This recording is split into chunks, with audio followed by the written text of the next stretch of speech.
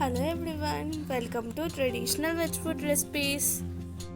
ఈరోజు వీడియోలో మనం క్యారెట్ కొబ్బరికాయ కూర తయారీ విధానాన్ని చూద్దాం.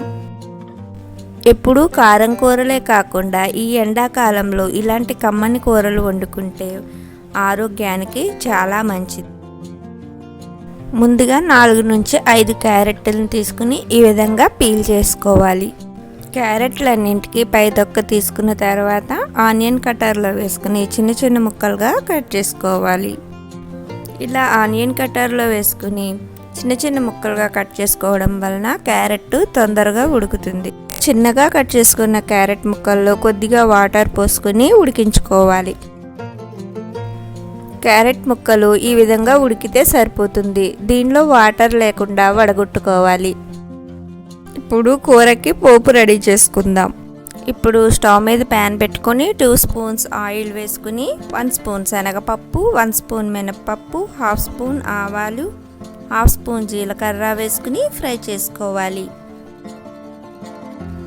పోపు కొద్దిగా ఫ్రై అయిన తర్వాత దీనిలోనే 3 నుంచి 4 ఎండుమిరపకాయలు చిన్నగా కట్ చేసుకుని వేసుకోవాలి. ఇప్పుడు దీనిలోనే సన్నగా కట్ చేసుకున్న పచ్చిమిరపకాయలు, కొద్దిగా కరివేపాకు వేసుకుని కలుపుకోవాలి. పోపు అంతా ఒకసారి ఫ్రై అయిన తర్వాత దీనిలో ఒక అరచెక్క కొబ్బరి తురుముకుని వేసుకోవాలి. పోపు కొద్దిగా ఫ్రై అయిన తర్వాత మనం ముందుగా ఉడికించి అట్టే పెట్టుకున్న క్యారెట్ తురుము వేసుకోవాలి.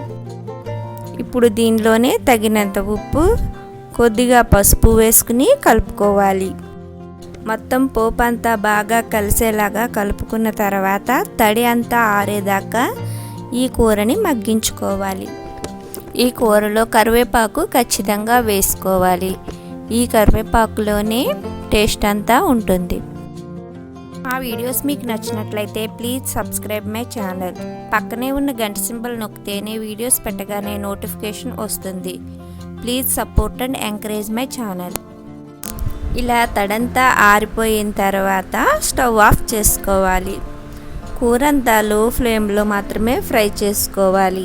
ఇందులో మీకు ఇష్టం ఉంటే ఉడికించిన శనగపప్పు కూడా వేసుకుని ఈ కూర చేసుకోవచ్చు. మీకు ఈ వీడియో నచ్చినట్లయితే లైక్ చేసి సబ్స్క్రైబ్ చేసుకోండి. అంతేనండి, ఎంతో రుచికరమైన, కమ్మనైన, ఆరోగ్యకరమైన క్యారెట్ కొబ్బరికాయ కూర రెడీ అయిపోయింది. మరొక మంచి వీడియోతో నెక్స్ట్ వీడియోలో కలుద్దాం. Thanks for watching my videos. Please like, share and subscribe my channel.